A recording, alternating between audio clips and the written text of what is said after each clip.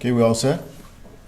So what I'm going to do is I'm going to start and just kind of recap where we started from and where we are right now. And then the mayor is going to come up and also give a statement to the media. So please bear with us. The Birmingham police detectives are currently conducting a kidnap investigation. The missing person, as you know at this point, is Camille McKinney, 3-year-old from Birmingham, Alabama. She was last seen on October 12th, 2019, which is a Saturday, about 8:30 p.m. at the Tom Brown Village Housing Community while attending a birthday party. She was last seen wearing a pink t-shirt and with a leopard print Mickey Mouse face and leopard print shorts. She had on no shoes at the time.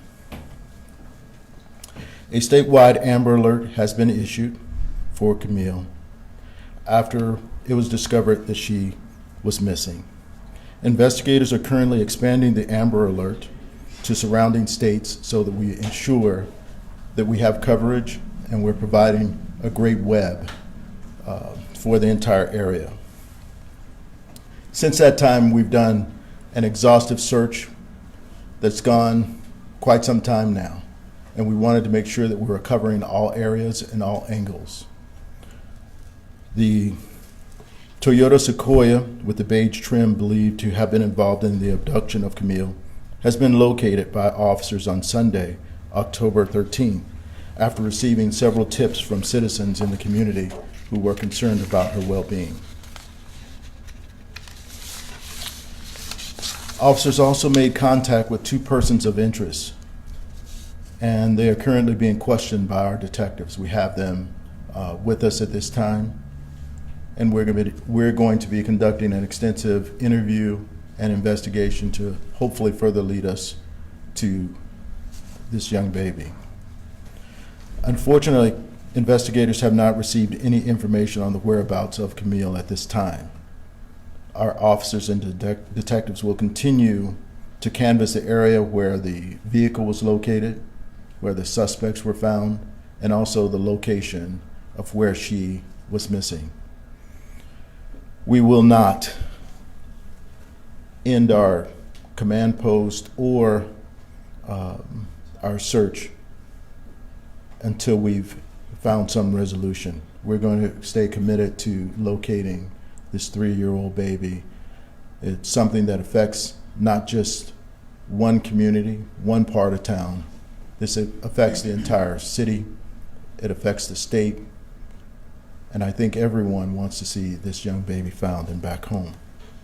We have involved several entities of law enforcement to assist with this investigation, including the National Center for Missing and Exploited Children, the FBI, the U.S. Marshal Service, and Crime Stoppers, so that every element of law enforcement was involved.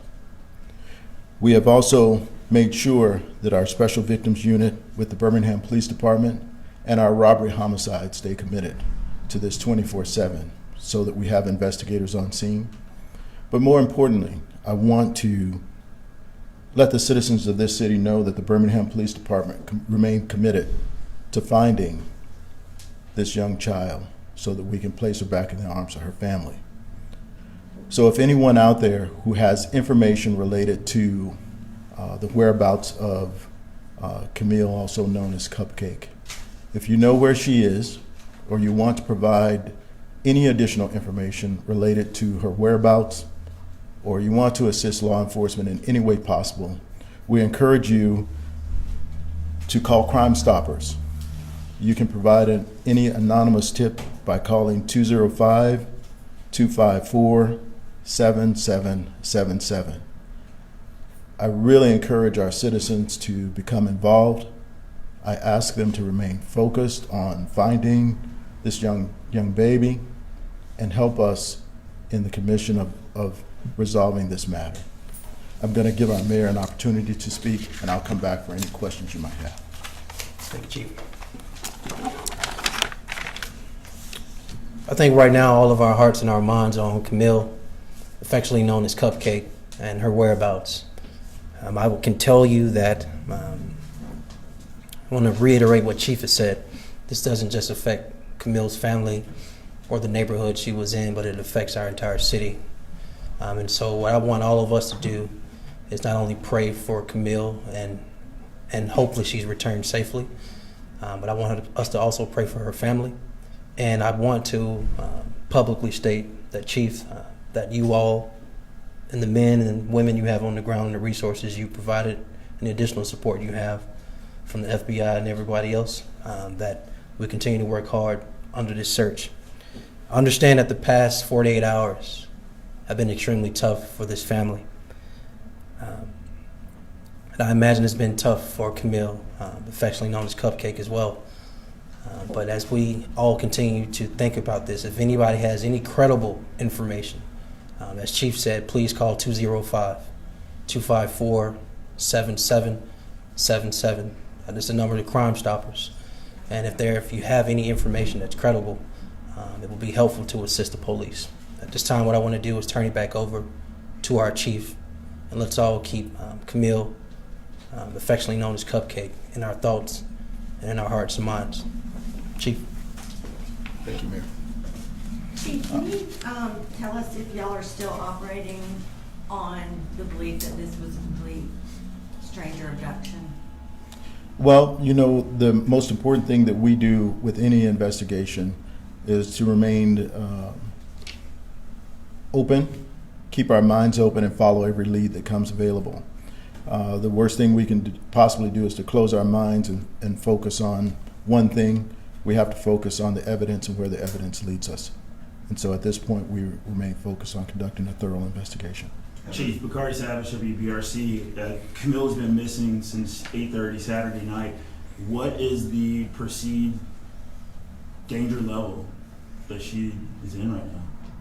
Well, anytime a child comes up missing, the danger level is extremely high. However, our goal is not to focus on just that. Our goal is to focus on a thorough investigation, and that's what we intend to do. The people of interest now, are they not cooperating? Is that why you don't have any credible information moving forward about her whereabouts? Well, we're not going to go into complete details of what we have or the depth of the investigation, but we are following every lead. We do have 2 people in custody, as I indicated. They are persons of interest. We've done an exhaustive search for video evidence linking them to the crime, the location, the whereabouts, the location where the baby was taken. And so we're putting the pieces of the puzzle together. But as you know, it takes time to follow the leads, the trails, and also to get all law enforcement on the same page to make sure that everyone is focused and putting in their part of what we need to close this Would it thing. be safe to say that those people are answering your questions? Yes. Chief, Describe the level of manpower that y'all have put into this. You know, how many officers, how many agencies, what are the hours like?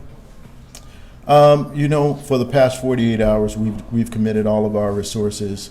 I can't give you an exact number right now, but you know, people have jumped in even without being asked because they want to make sure that this child is returned home.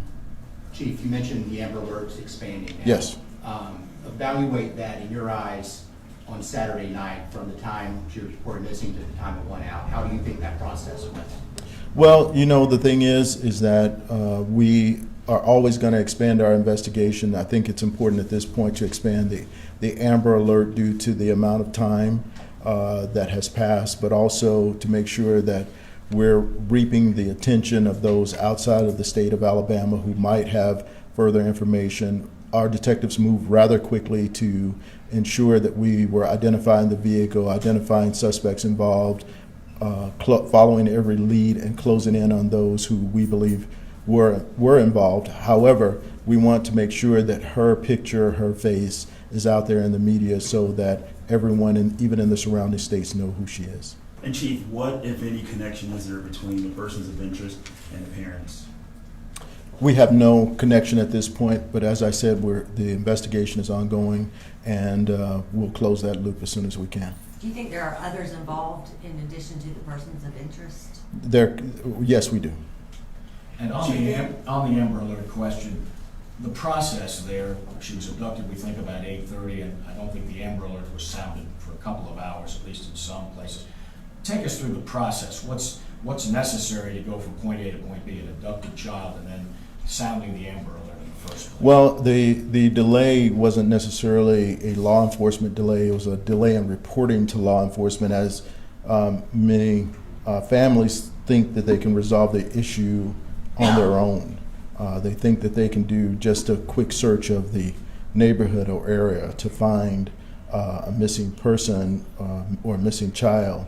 And there was a little bit of a delay in getting the information to law enforcement so that we can conduct a thorough grid search of the entire area before putting out a Amber Alert. And so this is something that we try to do incredibly fast, especially considering the age of the child. But in this instance, it was delay reporting to law enforcement. So what was the time lag between when you guys actually found out and when the Amber Alert was sent? I can't give you that right now. Chief, do you have any indication from the investigation so far as to whether she is still probably in Birmingham or Alabama or beyond the strait? We have no idea at this point, but we're going to expand our Amber Alert so that we can get the information out to everyone. But we definitely remain hopeful that she's still out there and alive, and that we'll get her back to her family. Thank you so much for coming. We appreciate it.